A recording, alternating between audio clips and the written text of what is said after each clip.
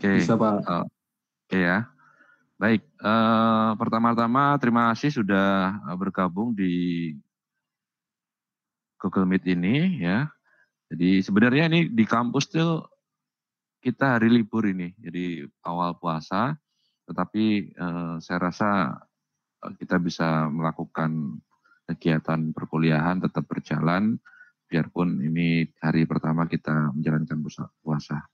Baik, selamat menjalankan ibadah puasa bagi rekan-rekan mahasiswa yang menjalankan ibadah puasa. Oke, materinya adalah materi pertemuan keempat, kita akan bicara mengenai cekungan batubara. Jadi pertemuan kemarin kita sudah membahas tentang faktor-faktor yang mempengaruhi pembentukan batubara. Nah, di dalam salah satu faktor itu kemarin kita membicarakan tentang geotektonik, ya, bagaimana proses tektonik itu nanti berpengaruh terhadap pembentukan cekungan, ya, pembentukan cekungan. Terus bagaimana cekungan-cekungan tadi, ya, cekungan-cekungan yang ada di bumi ini bisa menghasilkan cekungan yang berpotensi ada batu baranya. Jadi ada cekungan batu bara di situ. Terus bagaimana cekungan itu terbentuk, terus distribusi cekungan yang ada di Indonesia itu seperti apa, akan kita bicarakan di pertemuan kali ini. Namun sebelumnya ini sepertinya ada yang masuk, jadi saya nanti sambil admit yang baru masuk ya. Oke.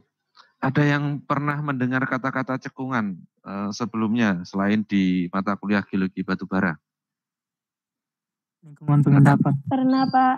Pernah Oke, Pak. ya.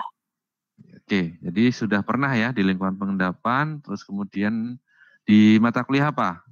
Atau mungkin di kalian baca apa? Stratigrafi Pak. Stratigrafi Pak. Terus hukum-hukum dasar geologi Pak. Oke, sip. Jadi kalian sudah mengenal di hukum-hukum dasar, ya, geologi, kemudian di sedimentologi, proses-proses sedimentologi, itu sudah dikenalkan tentang cekungan, kemudian mungkin yang di semester ini kita bersamaan dengan stratigrafi, yang nanti juga di situ akan berbicara tentang isi dari cekungannya, bagaimana sebuah cekungan itu terbentuk, ya, kemudian bagaimana cekungan itu menghasilkan endapan sedimen pengisi dari cekungannya. Nah, itu akan dibahas di stratigrafi, urut-urutan stratigrafinya.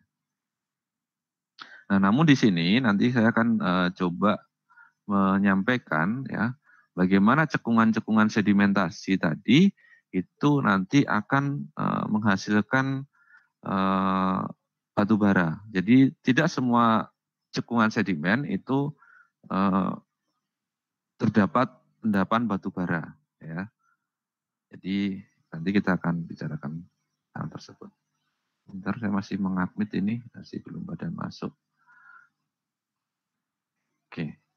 Nah, cekungan batu bara. Jadi cekungan batu bara itu apa, ya? Cekungan batu bara ini adalah cekungan sedimenter di mana batu bara terbentuk. Jadi tidak semua cekungan sedimen itu menghasilkan batu bara. Nah, istilah cekungan batu bara itu adalah cekungan sedimenter di mana batu bara terbentuk. Jadi ini batu bara ini terbentuk di cekungan batu bara, di mana cekungan batu bara itu merupakan bagian dari cekungan sedimenter, ya, seperti itu ya maksudnya. Nah, bagaimana sifat-sifat cekungan sedimenter, ya? Jadi karena cekungan batu bara itu terdapat pada cekungan sedimenter, maka kita perlu membahas tentang sifat-sifat cekungan sedimenter. Jadi yang pertama, ya, cekungan ini berupa lereng. Jadi ada sebuah lereng di situ yang ditandai oleh penurunan tektonik. Jadi harus ada tempat yang bentuknya minus atau ada sesuatu yang cekung di situ atau berupa lereng.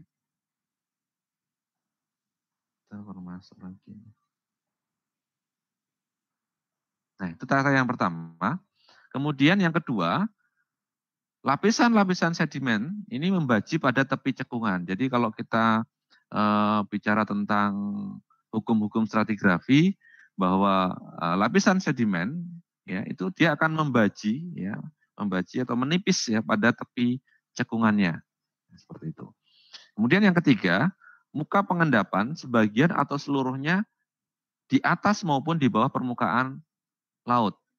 Nah, jadi muka pengendapan ya sebagian, kata-katanya sebagian atau seluruhnya di atas maupun di bawah permukaan laut. Jadi sedimennya itu nanti ada yang diendapkan di atas muka air laut dan yang ada di bawah permukaan air laut. Nah, yang terpenting di sini ya di dalam cekungan sedimenter ini ya dalam pembentukan batu bara bahwa muka pengendapan ini seluruhnya ini bisa di atas maupun di bawah. Nah, yang di atas ini, di atas muka air laut inilah nanti daerah-daerah yang bisa ditumbuhi tumbuh-tumbuhan yang nanti membentuk batu bara. Ya, jadi seperti itu. Kemudian sebagian atau seluruhnya ini mengalami gejala tektonik.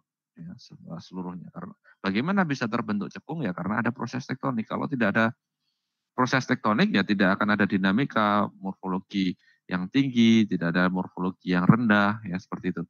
Adanya cekungan tentu akan sangat terkait dengan gejala tektonik.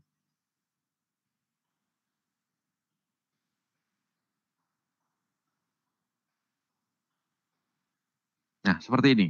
Jadi kalau kita kemarin membahas ya,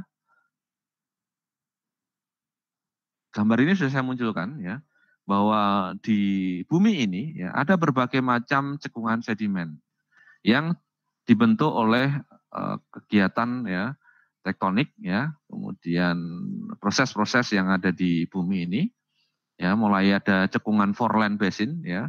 Foreland basin ini dia terbentuk biasanya karena proses tumbuhan antara benua dengan benua ya.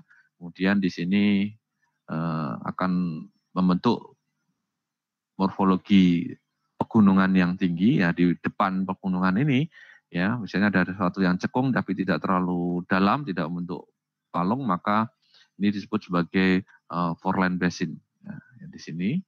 Kemudian di proses rifting atau proses pemekaran. Jadi di dalam tektonik biasanya akan ada yang namanya proses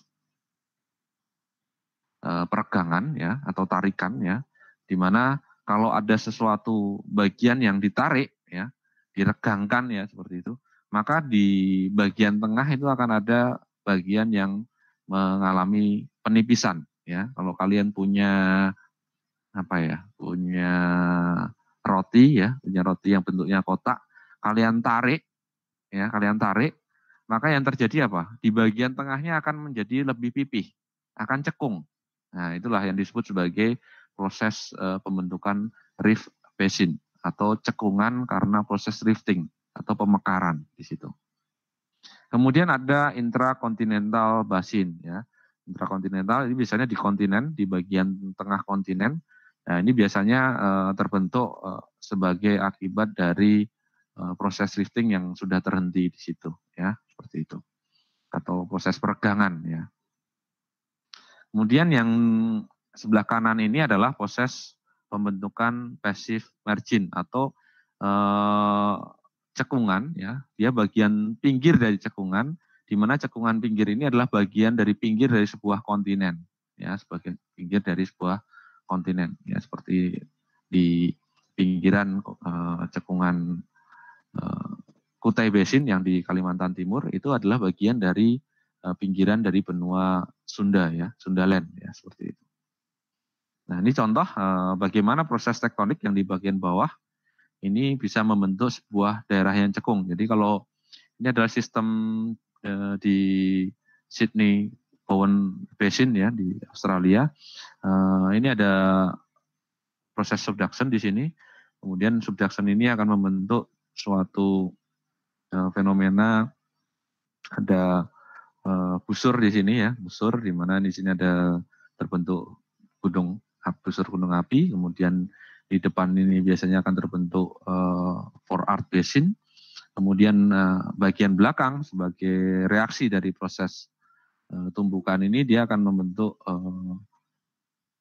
subsidence basin ya, yang di mana ini adalah bentuk cekungan di belakang busur ya, atau di depan kontinen ya. Di sini akan terjadi proses penurunan di mana gambut ya, ini juga bisa terbentuk di daerah tersebut, atau di sini disebutkan sebagai pit forming environment, atau lingkungan di mana gambut itu terbentuk. Nah, ini cekungan-cekungan yang bisa dihasilkan dari untuk menghasilkan sedimen, di mana cekungan sedimen ini ya nanti bisa berpotensi menjadi sebuah cekungan batu bara. Bisa dipahami ya bentuk-bentuk seperti ini, rekan-rekan mahasiswa?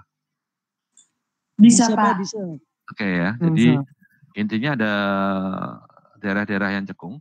Nanti kalian akan mempelajari ini lebih dalam lagi nanti di tektonik, kemudian di geologi Indonesia, nanti kalian juga akan belajar tentang bagaimana mekanisme pembentukan cekungan. Jadi saya sekilas saja ya ini ya, intinya harus ada daerah yang cekung. Nah, kemudian kemarin sudah saya bahas ya, ini bahwa tadi ya cekungan sedimenter ya, itu daerah berlereng ya, berlereng. Daerah yang cekung, berlereng, dan kemudian ada yang membaji juga tadi, dia berhubungan dengan proses tektonik di situ.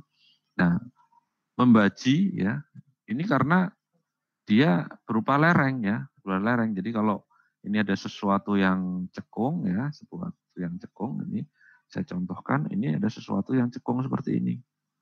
Ya, cekung seperti ini.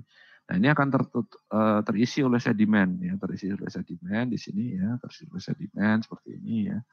Terisi oleh sedimen terus dan ini bergerak maju ke sana ya. Nah, ini kalau kita potong dalam penampang ya, ini ada bagian yang cekung ya, ini cekung seperti ini. Nah, kemudian ini terisi oleh sedimen dari darat ya, terisi darat. Nah, ini ada muka air laut ya, ini muka air laut, ini muka air laut. Nah, sedimen tadi ya terendapkan ada yang di atas muka air laut dan ada yang di bawah muka air laut ya, ini batasnya di sini. Nah, ini ada yang di atas muka air laut dan di bawah muka air laut. Yang di atas muka air laut lah ini nanti yang akan ditumbuhi oleh tumbuh-tumbuhan, dia tergenang air ya, kadang-kadang karena dia dipengaruhi oleh muka air laut tadi, dia akan tergenang air ya. Selain juga ada dipengaruhi oleh sungai ya, fluvial seperti ini ya. Ini contoh di sini. Ini kita bisa gambarkan seperti ini ya. Jadi batu bara itu bisa terbentuk pada lingkungan delta seperti ini atau pada daerah-daerah kostal atau dataran pantai ya, daerah pantai seperti itu. Umumnya di daerah delta seperti ini.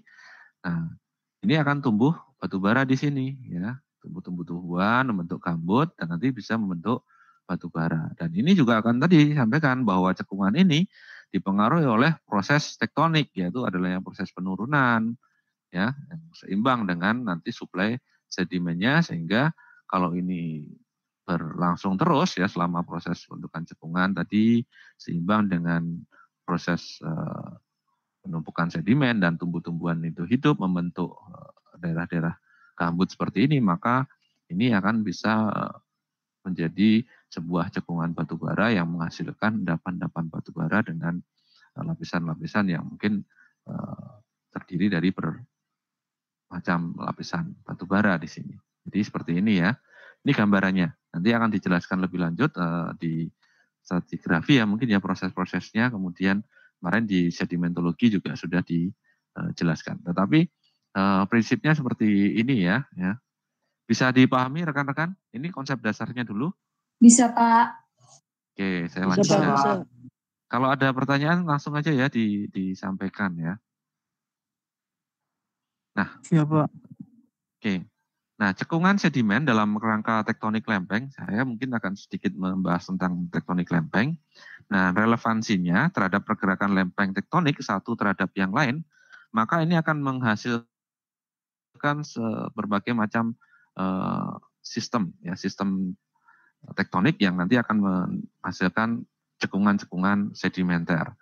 Nah, cekungan intrakratonik atau continental basin yang tadi saya tunjukkan, ini terbentuk dari suatu daerah tarikan atau rifting. Jadi kalau intrakontinental tadi saya sebutkan sebagai daerah cekung yang terbentuk karena proses tarikan atau rifting. Kalau saya bayangkan tadi ada roti, saya tarik, bagian tengahnya akan mengalami penipisan atau mengalami sebuah cekungan seperti itu.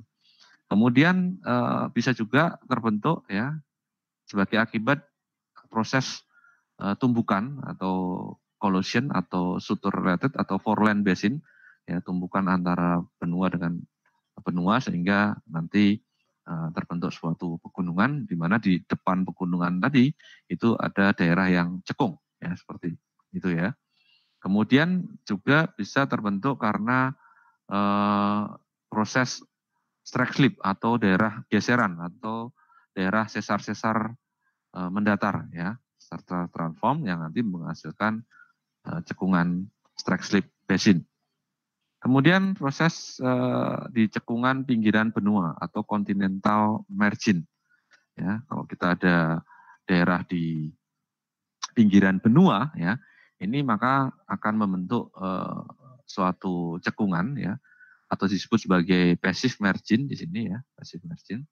Di mana passive margin ini ya karena dia pasif ya, dia tidak mengalami proses tumbukan yang yang keras seperti apa. Dia hanya sebuah tepian dari sebuah benua ya, di mana kalau sebuah tepian benua maka suplai sedimen dari benua itu akan mensuplai ya ke daerah pinggiran tadi akan lebih intensif ya. Nah, ini contohnya adalah pada delta ya. Delta itu merupakan bagian dari passive margin biasanya seperti itu.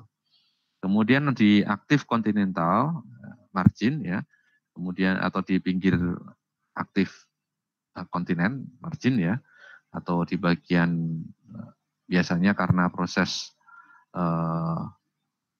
tumbukan ya, atau di bagian back arc basinnya atau di bagian bawah di belakang dari busur gunung apinya atau di back arc basinnya itu juga terbentuk sebuah cekungan, kemudian di intra arc basin, kemudian di fore arc basinnya, kemudian pada bagian pull apart basin yang berhubungan dengan sesar mendatar, ya, itu nanti bisa membentuk sebuah cekungan. Ya. Jadi kalau di sesar mendatar, ya, sesar mendatar seperti ini, ya, biasanya tidak murni dia mendatar, ya, mendatar seperti ini, ya, tapi di bagian sesar tadi ya itu biasanya akan terbentuk sebuah cekungan di bagian tengah seperti ini ya, seperti ini. Nah, inilah nanti yang bisa mensuplai dari sedimen-sedimen tadi sehingga terbentuk endapan yang tebal. Kemudian ada cekungan samudra atau oceanic basin. Nanti ini istilah-istilah ini nanti tolong dipelajari ya. Nanti di tektonik akan disinggung kembali. Saya sekilas saja. Ada yang masuk. Nah, ini contoh ya. Tertiary Basin of Indonesia associated with the island art system. Jadi ini adalah sistem palung busur ya, palung busur di mana ada lempeng benua, lempeng samudra, dia bertemu dengan lempeng benua, ya, di mana lempeng samudra dia akan turun ke bawah membentuk palung seperti ini. Nah ini di bagian depan dari volcanic art itu nanti ada fore-depth, ya, kemudian ada inter-depth, ini di sistem non-volcanic outer arts, ya. Kemudian yang di belakang itu kita membentuk yang namanya foreland basin, ya, atau back depth dari sini. Nah, di sini nanti ini bisa terbentuk sedimen ya di sini. Ini juga terbentuk sedimen seperti ini. Nanti sangat dipengaruhi oleh proses tumbukan, kemudian di sini juga akan dipengaruhi oleh penurunan cekungannya. Di sini ada proses-proses pensesaran turun seperti ini ya. Nah, di sinilah daerah yang bisa menjadi tempat sedimen terendapkan.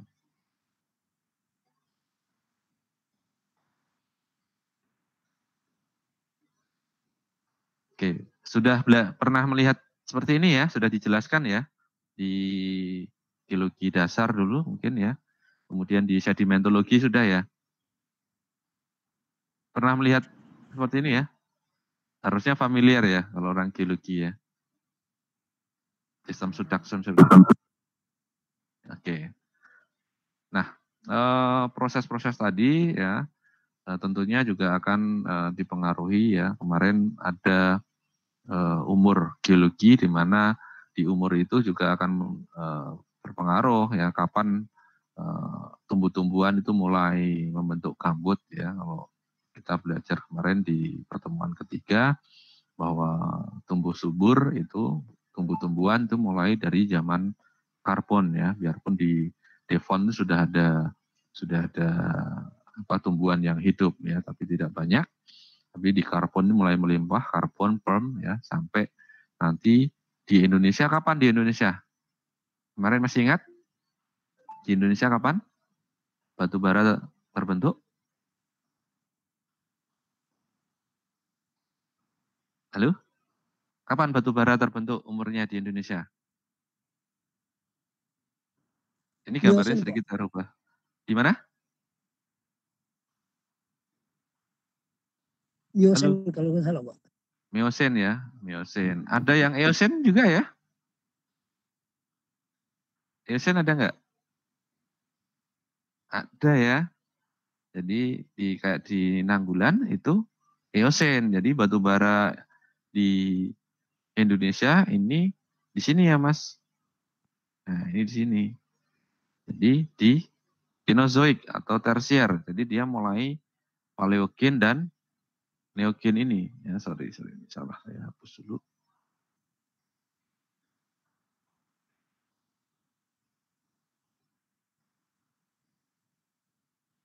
Nah di sini ya Paleogen dan Neogen ini. Jadi nanti cekungan sedimen yang ada di Indonesia juga akan kita bagi bahwa tadi saya sampaikan bahwa cekungan batubara yang ada di Indonesia adalah cekungan tersier, di mana nanti tersier di Indonesia ini yang membentuk batubara itu akan dibagi menjadi paleogen dan neogen, ya paleogen dan neogen. Jadi di sini ya batubara yang ada di Indonesia.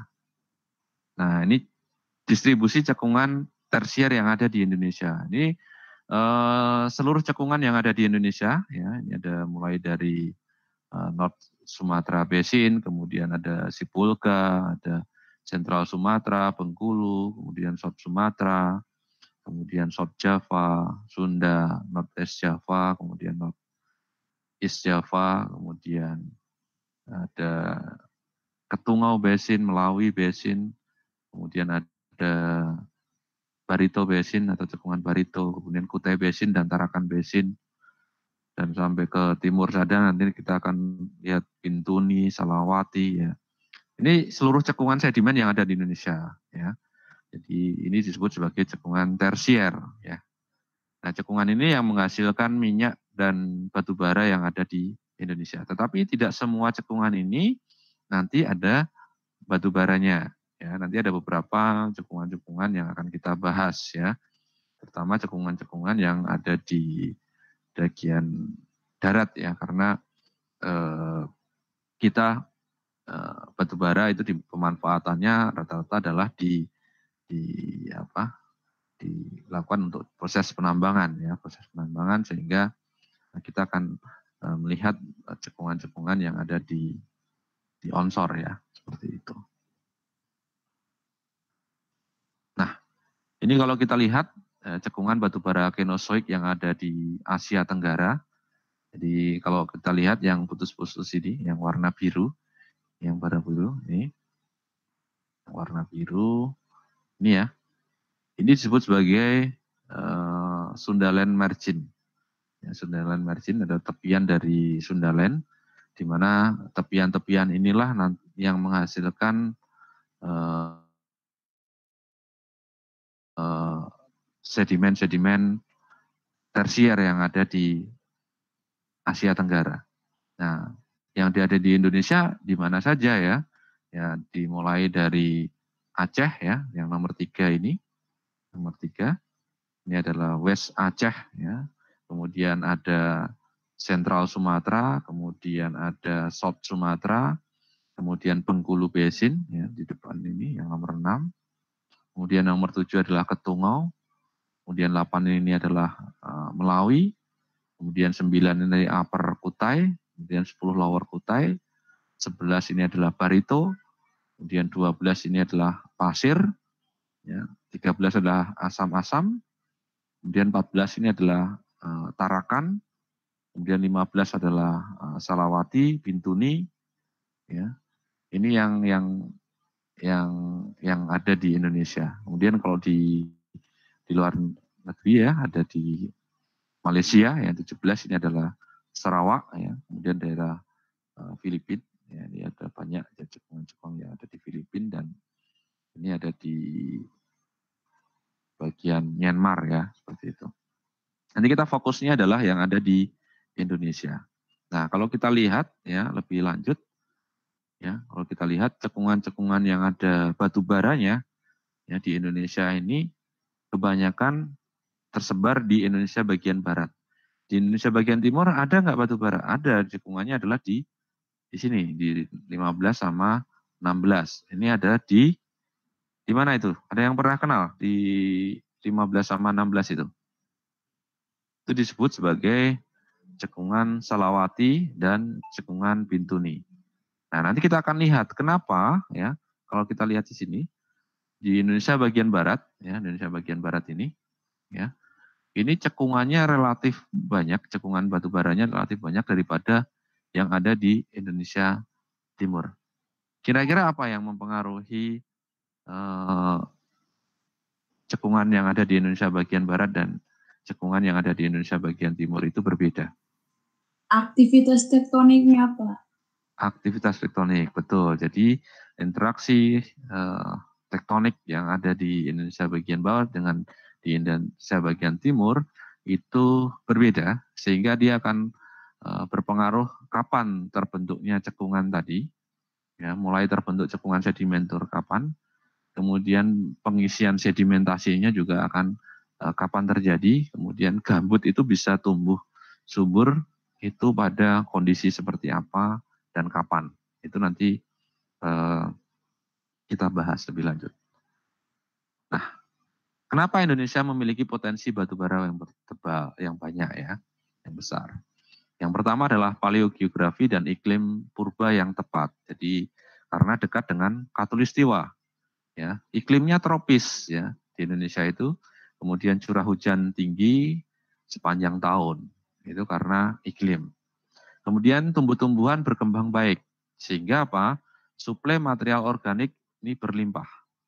Kemudian setting tektonik yang mendukung sedimentasi batu bara yang intensif ya. Kemudian kalau kita lihat ya di sini nanti bisa dilihat bahwa di bagian-bagian dari South Sundaland, kemudian ada North Sundaland, kita akan melihat bahwa di situ akan membentuk East Borneo, itu ada bagaimana ya terbentuk batu bara ini mulai dari middle ya sampai akhir Miocene sampai ke Pleistocene itu terbentuk di Kalimantan Timur, kemudian di sentral Sumatera ya itu dari Late Miocene hingga Pleistocene, kemudian sentral sama South Sumatera itu dari Eocene hingga Oligocene, kemudian Southeast ya sampai sentral Kalimantan, jadi Kalimantan Selatan sampai Kalimantan Tengah ini mulai Eocene sudah ada batu bara. Ya. Ini yang kita lihat yang di sini saja, yang di Indonesia. Ya.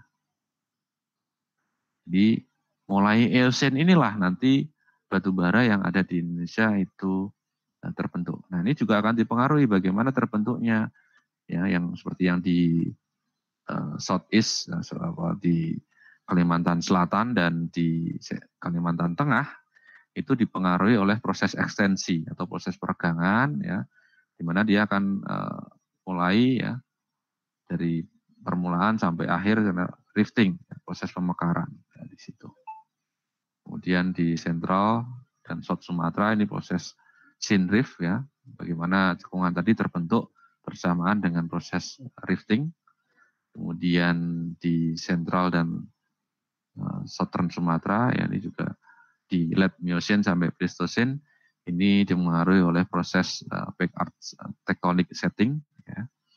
Kemudian di East Borneo atau di Kalimantan Timur, ini merupakan continental margin setting. Ya. Biasanya dia dipengaruhi oleh proses rifting yang ada di antara Kalimantan dengan di Sulawesi. Ya. Kalimantan dan Sulawesi itu sebenarnya kan proses peregangan atau rifting di situ, pemekaran yang gagal ya sebenarnya di antara Kalimantan dengan Sulawesi.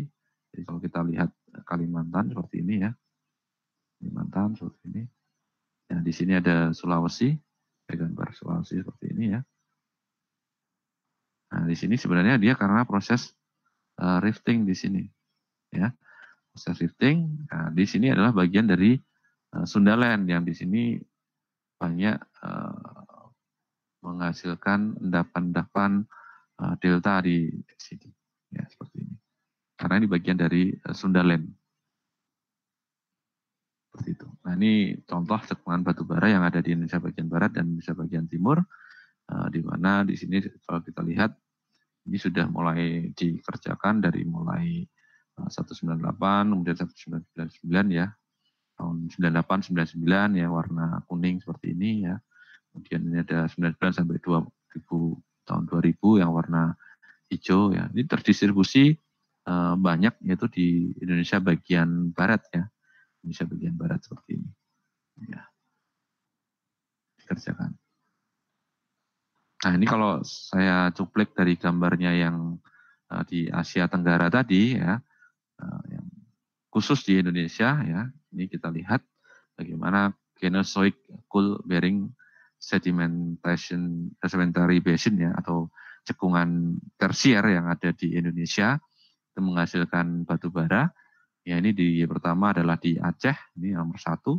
Kemudian nomor 2 di Bengkulu, ya di Bengkulu. Kemudian di Sumatera Tengah, ya. Kemudian di Sumatera Selatan. Kemudian ada di 5 itu di Melawi, 6 itu di Ketungau, ya. Kemudian ada 7 di Barito, Asam-Asam, Pasir 9, kemudian Upper Kutai itu di 10, 11 ada Lower Kutai, 12 ada di Tarakan, kemudian 13 ada di Selawati dan Bintuni Basin. Jadi ada 14 cekungan yang ini berpotensi sebagai cekungan batu bara.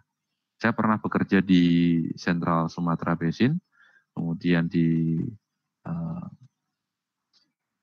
cekungan Sumatera Selatan.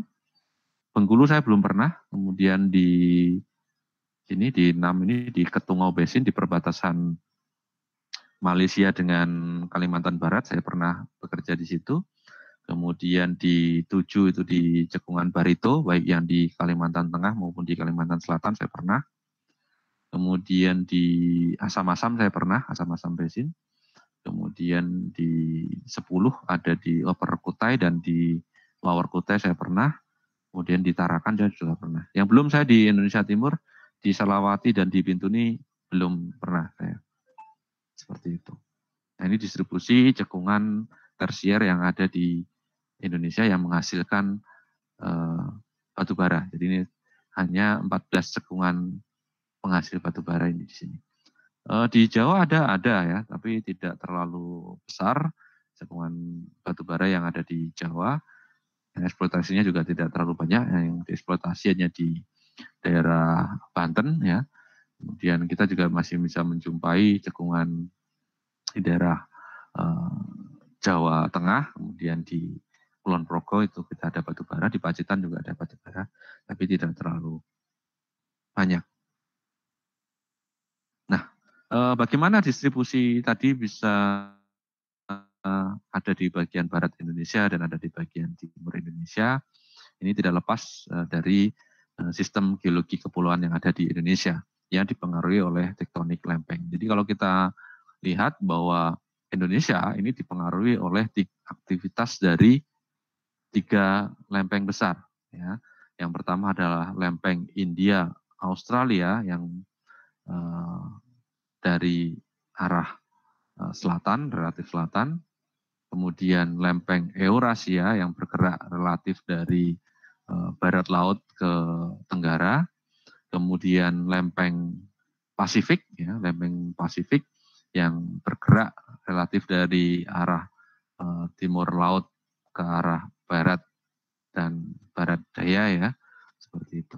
Nah, 3 aktivitas lempeng ini membentuk, ya, Indonesia menjadi berbagai kenampakan bentukan, ya, baik mengenai busur pegunungan, ya, volcanic inner art, ya, atau busur pegunungan.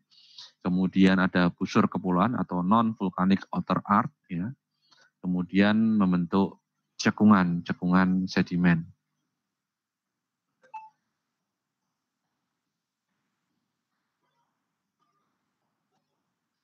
Jadi bentukannya seperti ini. Nah, bentuk busur pegunungan, busur kepulauan, dan cekungan ini nanti yang membuat karakteristik yang berbeda antara Indonesia bagian barat, ya, dengan Indonesia bagian timur. Jadi kita akan melihat bagaimana bagian dari Indonesia bagian barat dari sisi basementnya tentu berbeda antara yang di Indonesia bagian barat dengan Indonesia bagian timur, dan sedimennya juga akan berbeda, ya, karena di Indonesia bagian barat itu merupakan bagian basementnya adalah dari Sundaland, ya, di mana nanti akan terbentuk cekungan-cekungan yang luas, ya. Kemudian di situ akan terbentuk sedimen yang relatif datar, kemudian dipengaruhi oleh proses transgresi.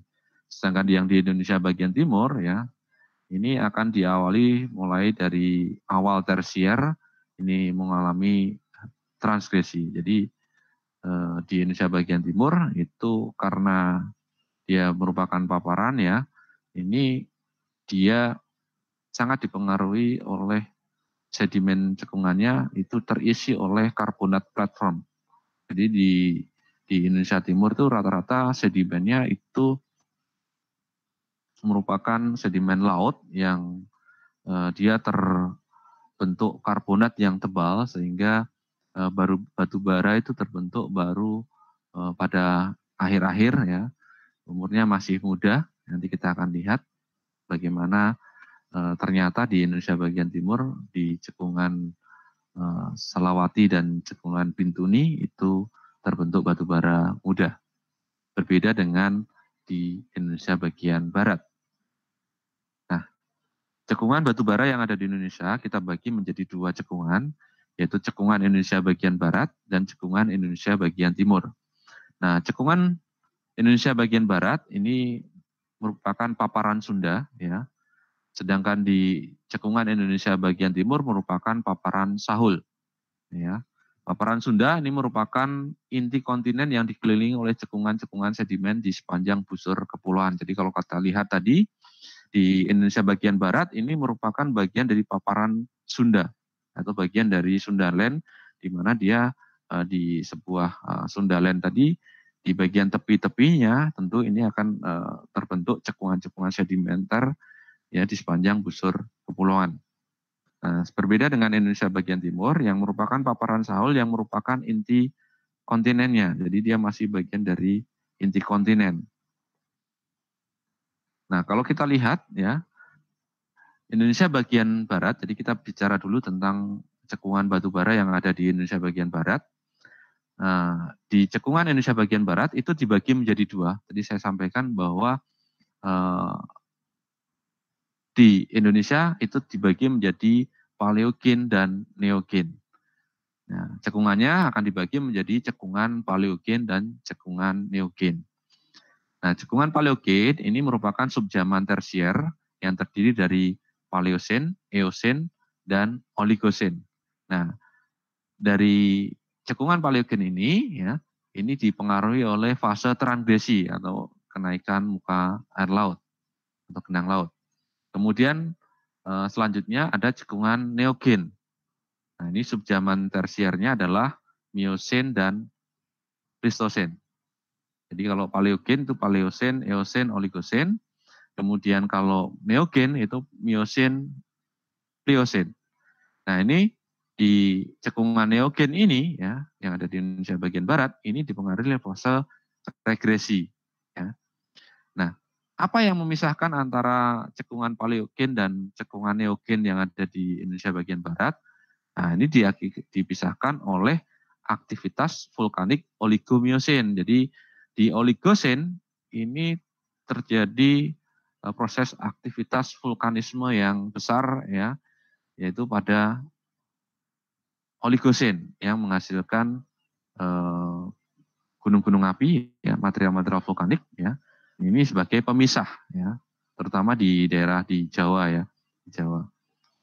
Dan ditandai oleh perbedaan pemunculan fosilnya, jadi berbeda antara paleogen dan neogen. Seperti yang di Kulon Progo, itu batu baranya adalah batu bara Eosen umurnya, sehingga itu termasuk cekungan paleogen.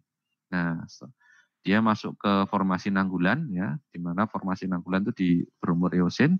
Nah, di atas formasi Nanggulan, kalau kalian kemarin jalan-jalan ke Kulon Progo, katanya pernah ke Kulon Progo ya. Nah, di atasnya ada OAF atau Old Andesite Formation yang berumur Oligocene, ya. Oligocene materialnya apa di situ? Materialnya adalah vulkanik, ya, seperti itu.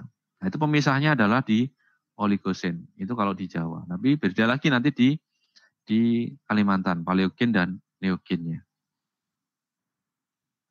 Nah, cekungan paleogen ini ditandai oleh blok sesar, endapan sedimen umumnya non-marine, jadi non-marine. Pada awal Eosen dia mengalami transgresi. Nah, endapan batu bara ini berselingan dengan endapan sedimen lakustrin, kemudian endapan sungai dan endapan pantai. Sebaran batu bara arahnya horizontal, umumnya terbatas dibandingkan ke arah vertikal. Jadi penyebarannya dia ke arah lateral, ya, karena tadi sampaikan adalah sedimen datar, ya. Jadi dia membentuk sedimen yang luas, ya.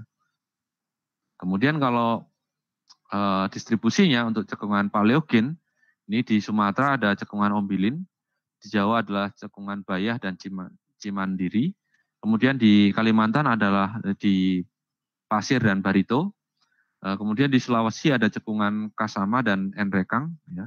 Jadi tidak banyak di Sulawesi tetapi ada, ya. Kemudian, nah ini dipengaruhi oleh proses rift valley atau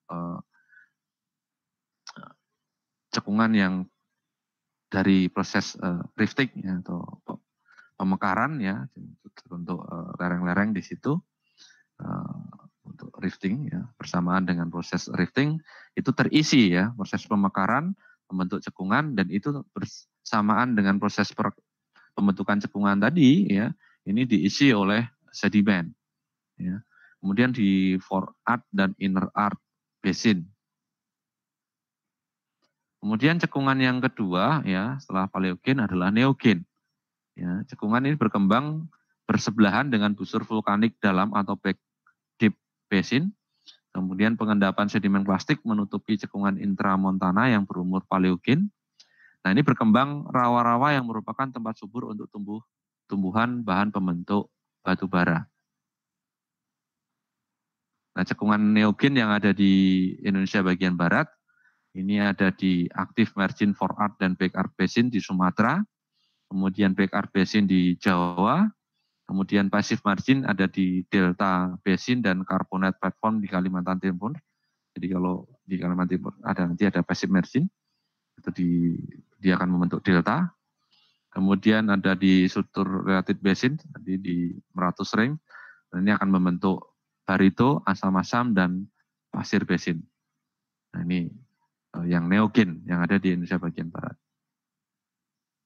Nah, untuk penjelasan lebih lanjut, ya, ini detailnya batu bara paleogen ini terendapkan sebelum transgresi dan batu bara neogen terendapkan sesudah regresi. Nanti saya akan cepat saja dan silakan dibaca untuk penjelasan lebih lanjut. Saya akan memfokuskan pada distribusi cekungannya saja. Jadi di endapan paleogen yang terpenting yang perlu kalian ketahui, ini ada di Ombilin, ada di Sumatera Barat, kemudian Bayah ada di Jawa Barat, kemudian Pasir ada di Kalimantan bagian Tenggara, kemudian Malawi ada di Kalimantan Barat, dan Sumatera Selatan. Nah, ciri-ciri dari endapan batubara paleogen yang ada di Indonesia bagian barat. Ini adalah penyebarannya terbatas oleh Graben. Jadi penyebarannya terbatas, dia hanya pada bagian Grabennya atau daerah turunan blok yang turun. Kemudian pengendapan bersamaan dengan aktivitas tektonik. Ketebalannya bervariasi dan banyak lapisan, jadi lapisannya dia banyak ya. Tebalannya tidak seragam. Nah, ini selalu terkait dengan aktivitas busur vulkanik. Ini untuk yang batubara paleogen. Kemudian selanjutnya adalah batubara neogen, ya, batubara neogen. Ini yang terpenting ini adalah batubara yang ada di cekungan Barito, kemudian cekungan di delta di Kalimantan Timur ada Kutai dan Tarakan, kemudian batubara Mahakam ya, ini bagian dari Kutai dan Tarakan tadi. Ini apa saja yang penting di situ ya, batubara yang ada di cekungan Kalimantan Timur ini ada di formasi Pamaluan dan di formasi Pulau Balang yang berumur Miocene awal, kemudian di formasi Balikpapan dan formasi Kampung Baru yang ada di cekungan Kutai juga, ini yang berumur Miocene Pliocene. Jadi umurnya kalau di yang neogen ini adalah di Miocene ya, berbeda dengan tadi yang Paleogen ini dimulai dari batubara yang banyak pada Eocene. Nah, ini yang terpenting ya, distribusi yang ada di Indonesia bagian barat ya. Ini ada di Ombilin ya, ini terpenting ya, ada Ombilin. Kemudian Tanjung Enim ya, ini tersebar sebarannya. Sebenarnya di Aceh juga ada, tapi ini yang banyak jadi mulai dari Ombilin terkenal ya, batubara Ombilin. Kemudian yang di Kalimantan ya, di Kalimantan ini kalau kalian lihat yang berwarna hitam ini yang sudah terukur, yang berwarna hitam, kotak-kotak hitam ini sudah terukur. Nah, kemudian ini terindikasi, yang ada stripnya. Kemudian yang treka, yang strip tapi warna putih ya. Kemudian ada hipotetik yang garis miring seperti ini. Nah, ini yang kotak-kotak seperti inilah nanti yang sudah dilakukan eksplorasi, dia ditemukan endapan-endapan batu baranya. Jadi ini cekungan yang ada di Kalimantan. Ini ada cekungan Ketungau di sini. Saya pernah di sini dekat Malaysia. Kemudian di sini Melawi. Ini cekungan Melawi di sini. Kemudian ini ada di Barito ya. Kemudian Asam-Asam. Kemudian Pasir. Ini cekungan Kutai ya. Lower Kutai, ini Upper Kutai di sini. Kemudian ini cekungan di Tarakan, ini subcekungan Brau di sini ya, Brau di sini. Nah ini yang ada di Kalimantan ya, banyak yang batubara yang di sini. Ini yang di Barito, Asam-Asam, Pasir di sini. Ini juga kalau kita lihat ya bagaimana tektoniknya juga tadi ada distribusi cekungan ya yang ada di Indonesia bagian barat. Nah, ini juga gambar-gambar ya di mana yang berwarna hitam titik ini ya, bulat. Ini merupakan batubara paleogen. Kemudian yang kotak ini adalah batubara neogen. Jadi yang paleogen yang berwarna hitam bulat ini ada di sentral Sumatera ya, sentral Sumatera. Kemudian ada di Bengkulu ya, kemudian ada di South Sumatera. South Sumatera lebih banyak yang neogen ya. Di Jawa juga ada beberapa paleogen seperti di Bayah, ini paleogen. Di Bayah ini paleogen. Kemudian yang di neogen ada di Jawa Tengah, ada di Jawa Barat. Kemudian ada di mana? Di Pacitan ya, ini ada di Pacitan juga ada. Kemudian kalau kita mengarah ke arah Kalimantan ya, Kalimantan di sini ada untuk yang paleogen itu ada di Kalimantan Selatan ya, di Kalimantan Selatan ini di cekungan Barito ya, Asam-Asam. Kemudian di Upper Kutai ini yang paleogen. Kemudian yang neogen ini ada di Kalimantan Selatan ya, di bagian atas ini masih di bagian dari Asam-Asam, Barito dan Pasir. Kemudian di Kalimantan Timur ada di Lower Kutai ya, ini di cekungan Kutai. Kemudian di Tarakan ya, Tarakan Basin ya, ini juga ada batu bara di situ, neogen. Kemudian di Sulawesi ini juga ada batu bara nih, baik yang paleogen maupun yang neogen, tapi tidak banyak ya. Ini paleogen, yang neogen. Saya pernah ke Sulawesi, ya batu baranya tidak terlalu banyak, kemudian dia terlipat kuat di situ. Ini juga sama ya, bagaimana cekungan-cekungan yang ada di Sumatera ini ya, dari Aceh, kemudian Sentral Sumatera, South Sumatera, kemudian Bengkulu. Ya. Ini sumber daya batu bara dan gambut yang ada di Jawa. Ya, ini yang terukur ya, baik di daerah Bayah ya, Bayah di Jawa Barat. Ya. Kemudian ini ada juga di Jawa Tengah ya. Kemudian di mana di Jawa Tengah ini ya, di daerah Brebes ini ya, ini ada juga. Kemudian di Yogyakarta ya, di Kulon Progo ini juga ada batu baranya. Dan di Sulawesi distribusinya ya, cekungan-cekungan yang ada di batu bara yang ada di Sulawesi ini, nah, ini ada di batu bara di sini. Nah, ini contoh korelasi data-data bawah permukaan pemboran juga sudah dilakukan untuk yang di Ombilin ya, seperti ini tipikal batu bara yang ada di Ombilin. Jadi batu baranya tipis-tipis ya, tidak tipis ya, ketebalannya tidak seragam ya, jadi ada yang tebal, ada yang tipis ya, seperti ini. Nah, ini cekungan batu bara, ini juga gambar yang lain ya, sama ya, saya lewati saja. Nah, sekarang isinya, jadi ini contoh di Sentral Sumatera ya, jadi kita bisa lihat ini apa isi dari Sentral Sumatera. Kalau kita lihat ini batu bara di mana ya, nah batu bara di sini ya, ada di formasi petani yang ada hitam-hitamnya ini ada batu bara ini ya, ini batu bara ini.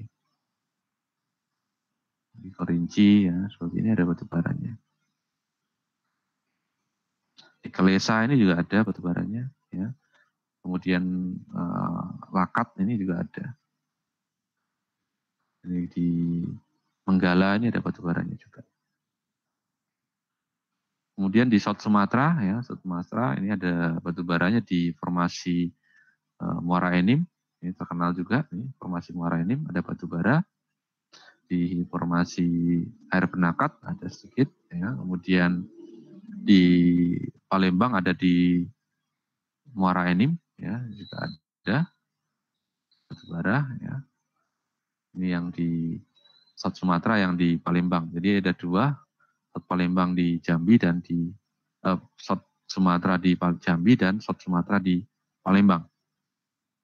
Kemudian di Jawa ya, ini kalau kita lihat nanti stratigrafinya seperti ini. Ini yang di onshore maupun yang di offshore ya.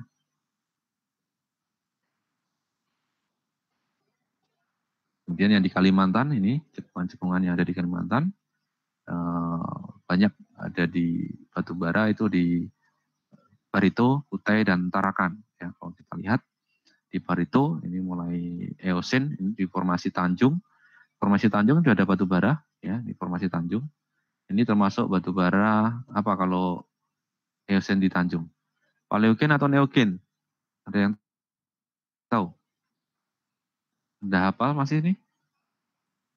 Yang di Eosin, berarti dia termasuk cekungan Paleogen ya, Paleogen. Kemudian di Kutai ini sedikit ya, kalau yang di Barito banyak, ini di formasi Tanjung. di bagian atas, ya, mulai ada batu bara, nanti di cekungan neogen. Nah, cekungan neogen ini di Kalimantan, ini mulai dari Warukin, ya, yang ada di Kalimantan Selatan, ya, formasi Warukin, ini ada batu baranya. Kemudian di Dahor, ini ada batu bara juga, tapi batu baranya muda. Kalau di Kalimantan Timur, ini ada di Kutai dan di Tarakan, ya, Tarakan masuk ke Kalimantan Utara, ya. Ini mulai dari Pamaluan. Pamaluan ada batu bara di sini. Kemudian ada formasi Pulau Balang, ini ada batu bara juga. Kemudian Balikpapan, ini batu bara juga. Ya.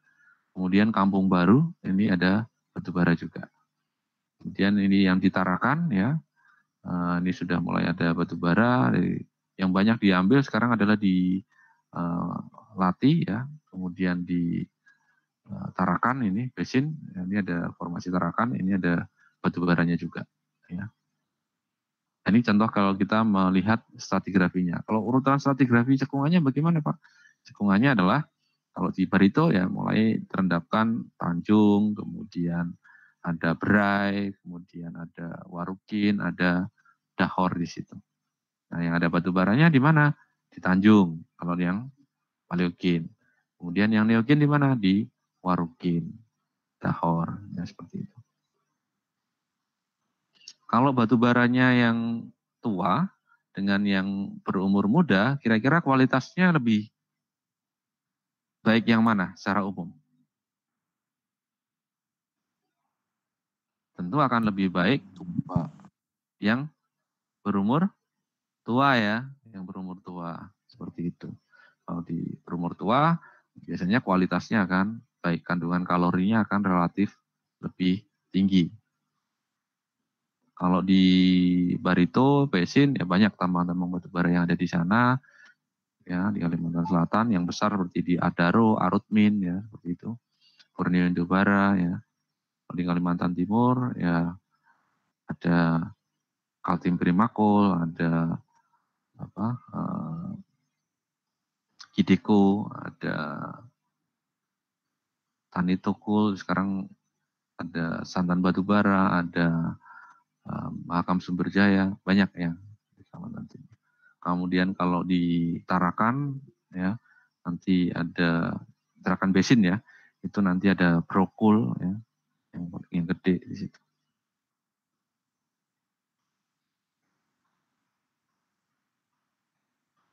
Oke, kemudian kita masuk ke cekungan batubara yang ada di Indonesia bagian timur. Nah, perkembangan cekungan batubara di Indonesia bagian timur ini berbeda dengan di bagian barat. Jadi bagian timur ini dipengaruhi oleh paparan Sahul, ya. Jadi bagian utara paparan Sahul pada masa Paleogen ini menunjukkan kondisi laut. Jadi lebih banyak genang laut di sana. Nah, sehingga apa yang berkembang adalah endapan karbonat.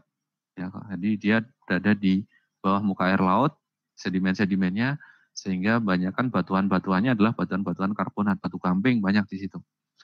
Nah, cekungan-cekungan kecil, ya, yang ada di bagian atas yang membentuk rawa, ya, ini baru berkembang pada akhir tersier. Jadi terbentuk endapan-endapan rawa itu baru pada akhir tersier, cekungan-cekungan kecilnya. Seperti di cekungan Salawati dan Yower, Aki Meugah, dan Bintuni. Nanti yang batu bara yang berkembang baik itu di Salawati dan di Bintuni. Jadi batu bara ini baru diendapkan pada masa Pliocene dan Pleistocene. Artinya sangat muda, ya. Di Pliocene itu kan setelah Miocene, ya, setelah Miocene. Jadi lebih muda umurnya yang di Indonesia bagian timur daripada di Indonesia bagian barat. Seperti itu, ya. Nah, ini contoh. Nah, ini cekungan-cekungannya ada di Indonesia bagian timur, ada di cekungan Bintuni dan di cekungan Salawati. Ya. Ini yang sudah ada hipotesis, sudah dihitung, ya, hipotesis daerah hipotetiknya. Ya. Ini daerah sini ada batu bara, ya. Ini ada batu bara. Ini batu baranya masih batu bara yang muda ya. Kalau kita lihat ya, ini distribusi potensi batu bara yang ada di Papua ya, yang ini berdasarkan kandungan gambut dan kandungan batu baranya. Kalau kita lihat yang berwarna oranye ini merupakan cekungan sedimen yang mengandung gambut. Kemudian yang berwarna kuning ini adalah cekungan sedimen yang mengandung batu bara. Ya, kita lihat yang mengandung batu bara, ya, sumber dayanya termasuk banyak ya secara sumber daya. Tetapi nilai kalorinya ini masih rendah ya. Ini sekitar 5.000 ya, 5.000 ya seperti itu. Ada 4.000 di sini ya, 4.000 kalori per gram ya. Jadi tidak tinggi kalorinya dan umurnya masih muda. Kalau kita lihat sampel-sampel yang dikirim oleh, saya pernah ada tim saya yang eksplorasi di sana. Kebetulan saya tidak terjun langsung karena waktu itu saya masih konsentrasi di Kalimantan Timur dan di Sumatera, sehingga oleh perusahaan saya waktu itu ada tim lain yang dikirim ke sana. Saya lihat sampel-sampel yang dikirimkan itu secara singkapan, secara deskriptif, secara fisiknya itu masih berwarna coklat, ya, koresnya coklat-coklat, ya, masih tekstur kayunya betul-betul masih terlihat, ya, sehingga nilai kalorinya juga masih mudah. Nah, kenapa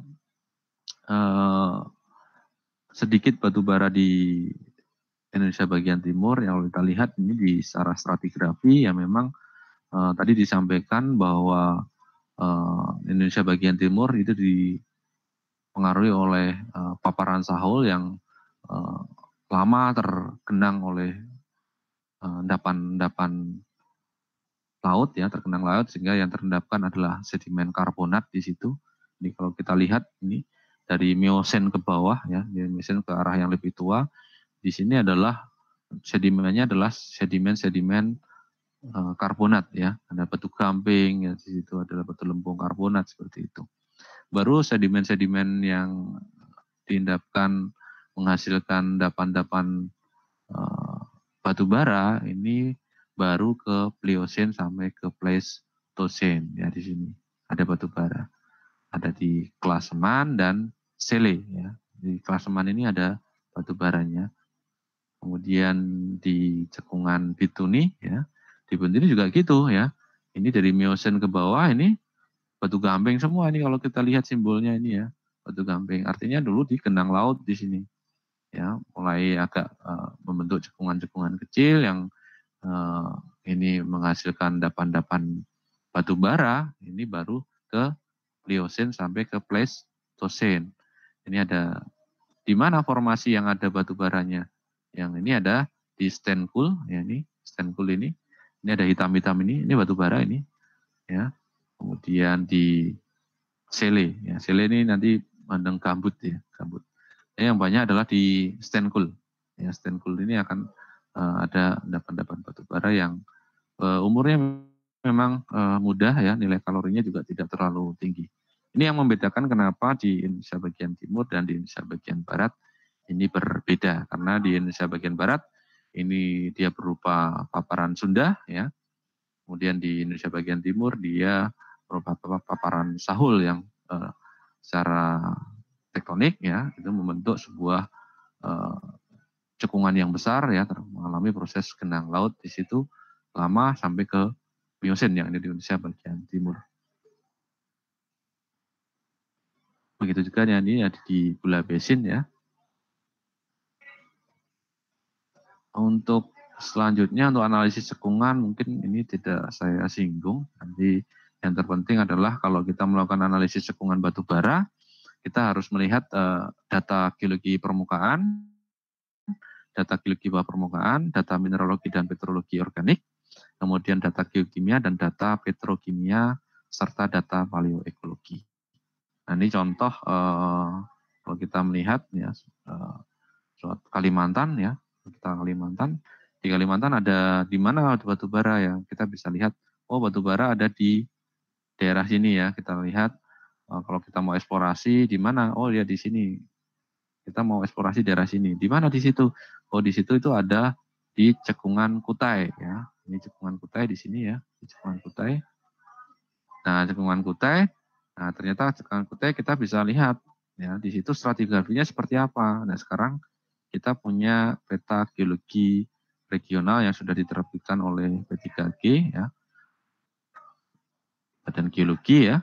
Badan Geologi. Nah, di sini kita bisa lihat ya bagaimana stratigrafinya, kemudian bagaimana pola geologi yang ada di sana. Sehingga kita tahu dia pada formasi apa batu bara itu ada ya. Kita sebut sebagai coal bearing formasi batu bara. Sehingga kalau kita tahu ya batu bara sebagai contoh di sini banyak ada di bagian-bagian dari formasi Pamaluan, formasi Pulau Balang, formasi Balikpapan yang ada di Kalimantan Timur, itu yang warna hitam-hitam ini ya. Ini ada batu bara, ada batu baranya ya. Ya kita bisa menyampaikan kepada pimpinan kita kalau kita sedang di perusahaan bahwa lokasi tersebut masuk ke formasi apa dan di formasi itu ada batu baranya atau tidak. Jadi kita bisa melakukan analisis awal sebelum kita ke lapangan. Itu manfaat kita mempelajari cekungan yang ada di batu bara. Jadi keuntungannya seperti itu.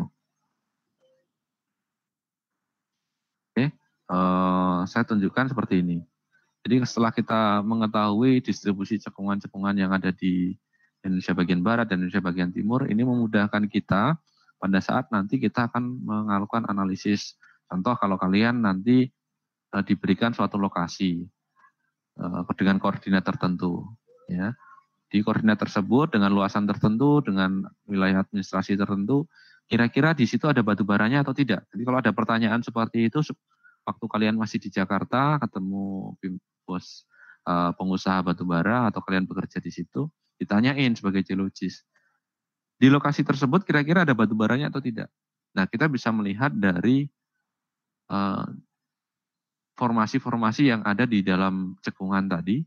Jadi lokasi tadi masuk ke cekungan apa, di cekungan apa tadi masuk ke formasi apa, ya. Kemudian formasi tersebut apakah ada batu baranya atau tidak. Tadi kita bisa lihat seperti di Kalimantan Selatan batu bara ada di mana? Ada di formasi Tanjung. Kalau di Paleogen. Kemudian kalau di Neogen ada di formasi apa tadi? Warukin dan formasi Dahor. Ya, jadi batu bara ada di formasi Tanjung, Warukin, dan Dahor kalau di Kalimantan Selatan. Ya, di cekungan Barito. Kalau di cekungan Kutai, batu bara di mana? Ada di Pamaluan sedikit, kemudian ada di Pulau Balang, Balikpapan, dan di formasi Kampung Baru. Ada batu baranya. Seperti itu. Nah, kalau kita lihat seperti ini ya, contoh kalau kalian ada di Kalimantan Timur, di mana ada batu bara? Ya, ini kita bisa lihat. Batu bara itu tadi saya sampaikan ada di formasi Pamaluan, formasi Balikpapan, formasi Pamaluan, Pulau Balang, Balikpapan, kemudian formasi Kampung Baru. Nah, tentunya ada urutan stratigrafi ya. Kalau semakin muda tentu kualitasnya akan semakin relatif lebih rendah daripada yang lebih tua. Nah, ini kita bisa lihat ya. Nah, lokasinya di mana ya? Ini sebagai contoh Pulau Balang di sini yang ini banyak batu baranya. C ini batu bara seperti itu. Ini di formasi di Cekungan Kutai ya. Ini memudahkan kita ya. Banyak yang eksplorasi di sana Pak atau eksploitasi di sana banyak ya. Sebagai contoh saya akan tunjukkan bahwa contohnya di Kalimantan Timur kita bisa lihat di Google Earth seperti ini.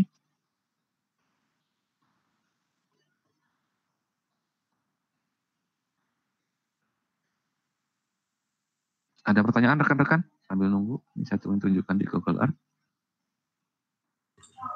Tidak Pak. Tidak ya. Kemudian, bentar ya, saya tunjukkan di Google Earth di mana daerah-daerah yang ada batu baranya.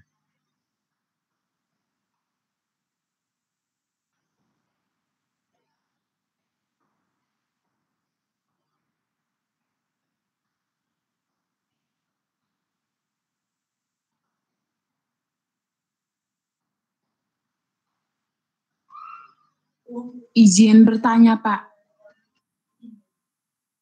Silakan. Ya, berarti contohnya satu cekungan, di situ ada endapan batu bara. Berarti satu cekungan tuh bisa masuk ke dalam beberapa formasi ya? Iya. Jadi dalam satu cekungan, jadi dalam satu cekungan sedimen itu akan terdiri dari lapisan-lapisan yang kita sebut sebagai formasi. Jadi kelompok batuan. Jadi kelompok batuan yang kita identifikasi sebagai formasi. Jadi kalau ada dalam satu cekungan, mungkin saya balik lagi ke sini ya. Sebagai contoh yang ada di Kalimantan. Jadi ini contoh yang ada di Kutai, ya, di Kutai. Jadi kita membayangkannya seperti ini gambar. Saya gambarkan, sorry. Saya gambarkan di ini gambar yang baru. Jadi kalau kita punya contohnya di Kalimantan ya, contohnya Kalimantan ya. Ini ada Kalimantan seperti ini. Gambarnya jelek ya. Ini ada delta ya, ini ada delta. Delta masa lalu ya, seperti itu. Jadi kalau ini ada sebuah, ini Kalimantan, ini ada cekungan seperti ini ya, cekungan seperti ini. Ini muka air laut ya, ini ada muka air laut. Nah ini ada sungai, ini akan mensuplai sedimen. Nah ini akan terbentuk sedimen satu kayak gini. Ya ini sebagai contoh, endapan 1, 2, 3 kayak gini ya. 4 kayak gini. Nah ini kan terisi. Nah ini mungkin jadi ini formasi Pamaluan ya. Pamaluan. Ini formasi, sorry kasih A aja ya. Ini A, formasi B, ini formasi C, ini formasi D.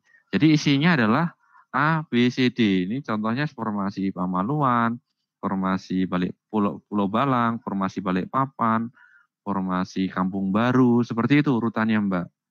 Nah, setiap formasi ini kadang memiliki batu bara, ada yang tidak. Ya, contoh kalau di Kalimantan Timur memang relatif setiap formasi itu ada batu baranya. Tapi karakteristik setiap formasi itu berbeda-beda. Sebagai contoh, Pamaluan ini paling tua yang ada batu baranya yang tersingkap di Kalimantan Timur. Baranya bagus, kualitasnya bagus, tapi biasanya tipis-tipis. Balikpapan banyak, ya formasi Balikpapan. Formasi ya, formasi Balikpapan namanya banyak. Formasi Pulau Balang juga banyak. Nah, Balikpapan dan Pulau Balang ini sebagian dia beda fasies ya, dia umurnya hampir sama. Nah, ini karakteristiknya juga berbeda. Umurnya yang bagus ya, subbituminus. Ini yang banyak diambil batu baranya adalah di formasi Pulau Balang dan Balikpapan yang di Cekungan Kutai. Kemudian di formasi Kampung Baru ada batu baranya, ada. Tapi batu baranya mudah di sana. Saya pernah nambang juga di formasi Kampung Baru, tapi batu baranya mudah hanya untuk campuran saja. Tebal-tebal, iya, sampai ketebalannya ada yang 5 meter, 7 meter, seperti itu. Jadi tidak semua formasi itu ada batu baranya. Nah, tadi sampaikan bahwa pertanyaannya adalah formasi yang itu mengisi cekungan. Iya, jadi mengisinya dia akan berurutan. Makanya kita belajar tentang stratigrafi seperti ini.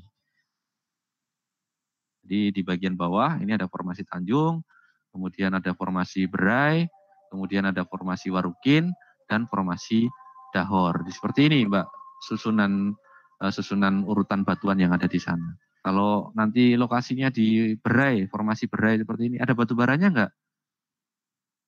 Enggak ada batu bara di formasi Berai. Karena isinya apa? Isinya batu gamping. Jadi ini dibayangkan ini sebuah cekungan seperti ini ya Mbak ya. Ini cekungan yang isinya adalah seperti ini. Seperti itu. Zaman dulunya ya. Berarti per lapisan dalam cekungan itu tuh kan berarti ada lapisan. Dalam satu cekungan itu ada lapisan-lapisan. Nah, lapisan itu tuh membentuk masing-masing formasi begitu. Iya, formasi itu kelumpulan batuan. Jadi disebut batuan-batuan itu kita kelompokkan dalam namanya formasi. Nah, dalam formasi itu memiliki karakteristik sifat fisik, fisika, kimia, biologi tertentu dengan umur tertentu ya. Ya, umurnya tertentu. Makanya seperti ini formasi Tanjung. Umurnya apa? Eosen ya, Eosen. Dia diendapkan di Eosen ya. Lingkungannya seperti apa ya, nanti karakteristik litologinya apa? Oh, di sini litologinya terdiri dari batu lempung, batu pasir seperti itu. Ada sedikit karbonatan ya, seperti itu. Kemudian formasi berai. Formasi berai terdiri apa? Terdiri oleh batu gamping yang umurnya adalah akhir Oligosen sampai ke early ya, mulai awal Miocene. Kemudian setelah Miocene baru muncul formasi Warukin dan formasi Dahor. Seperti itu, Mbak. Jadi dia urutan lapisan-lapisan. Itu kita sebut sederhananya adalah formasi kelompok batuan. Begitu, Mbak. Baik, Pak. Bisa dibayangkan? Bisa. Jadi dia berlapis-berlapis gitu ya. Jadi pertama diendapkan formasi Tanjung, satu layer lapisan Tanjung. Tapi ini tebal layernya gitu loh. Kemudian setelah itu di Oligosen diendapkan berai karena mungkin agak ada dia ke arah paparan laut dangkal. Kemudian baru ke Warukin, baru nanti ke Dahor. Jadi Tanjung, Berai, Warukin, Dahor itu adalah nama formasi, nama kelompok lapisan batuan. Gitu.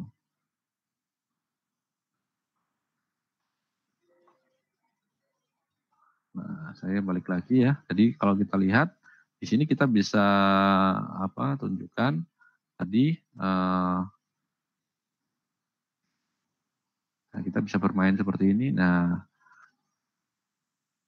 ini batu baranya ada di daerah sini, Mbak. Nah, ini banyak batu bara yang ada di, ini.